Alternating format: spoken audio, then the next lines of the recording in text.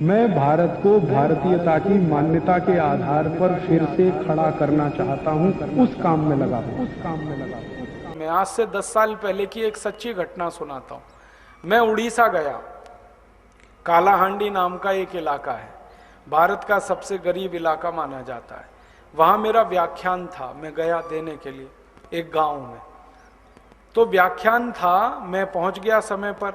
3 लोग आए थे सुनने के लिए। एक मैं था खुद, मेरा व्याख्यान सुनने के लिए, एक माइक लगाने वाला था, एक दरी बिछाने वाला था। 3 लोग आए थे। माइक वाले और दरी वाले की मजबूरी थी और मेरी भी मजबूरी थी।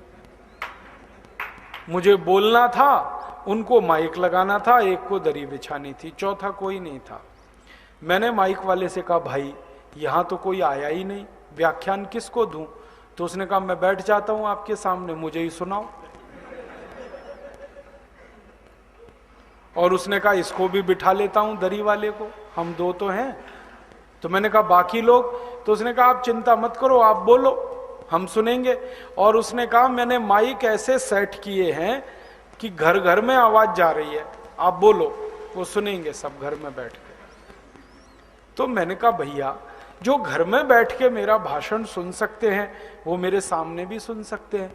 तो वो एकदम मायूस हो गया, माइक वाला, चेहरा लटक गया उसका। और उसने बड़े धीमे शब्दों में कहा, वो आपके सामने बैठ के नहीं सुन सकते क्योंकि उनके शरीर पर कपड़े नहीं है। तब मुझे उस दिन करंट लगा, झटका लगा, ऐसी भी गरीबी। तो मैंने कहा, भाई अब व्याख्यान क्या देना, मुझे तो इनकी गरीबी के दर्शन करा दो। तो उसने कहा, चलो एक एक घर में ले चलता हूं आपको। तो सबसे पहले घर में हमने दरवाजा खटखटाया। वो सरपंच का घर था, 10 फीट लंबा, 10 फीट चौड़ा, छोटा सा झोपड़ा, आधा टूटा हुआ आधा बना हुआ। किवाड़ भी एक टूटा हुआ था, एक लगा हुआ था। पानी जगह जगह से टपकता था। हमने खटखट की तो सरपंच की पत्नी बाहर आई। तो मैंने देखा उस मां के शरीर पर ऊपर कोई कपड़ा नहीं था और नीचे उसने एक छोटा सा टुकड़ा लपेटा हुआ था, वो भी पूरा नहीं पड़ रहा था। हमने कहा, आप अंदर जाओ, अपने पति को बाहर भेजो। तो वो माता अंदर गई। उसका पति थोड़ी देर बाद बाहर आया तो मेरी आंखों में आंसू आ गए। वो वही कपड़ा लपेट कर आया था जिसको पत्नी लपेट के आई थी।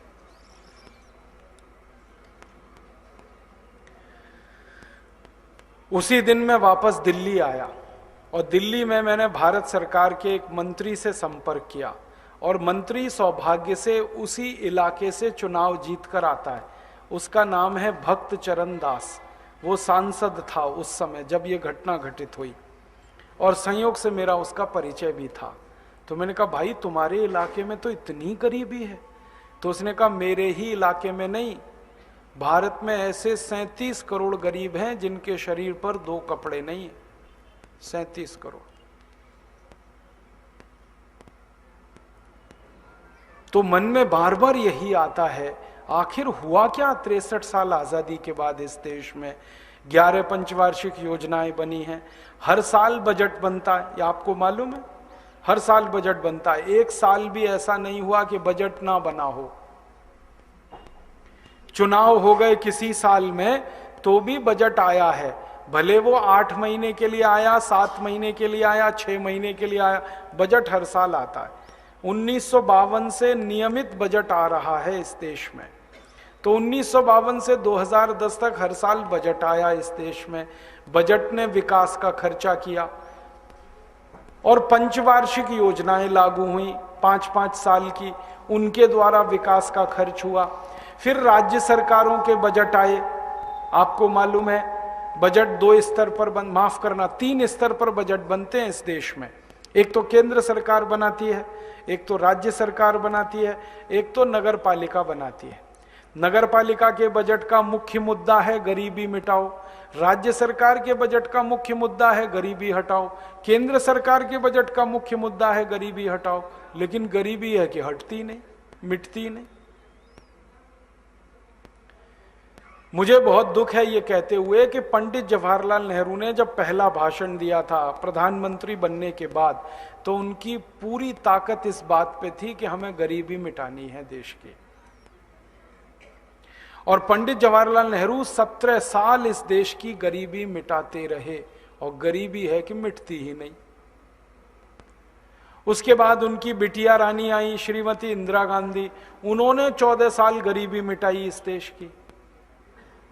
17 साल पिताजी मिटाते रहे, 14 साल बिटिया रानी आ गई और वो गरीबी मिटाती रही। और बिटिया रानी की तो योजना ही थी 20 सूत्री कार्यक्रम, सबसे पहला गरीबी हटाओ। 20 सूत्री कार्यक्रम में सबसे पहला 14 साल की उनकी ताकत लगी, उन्होंने भी गरीबी नहीं मिटा पाई।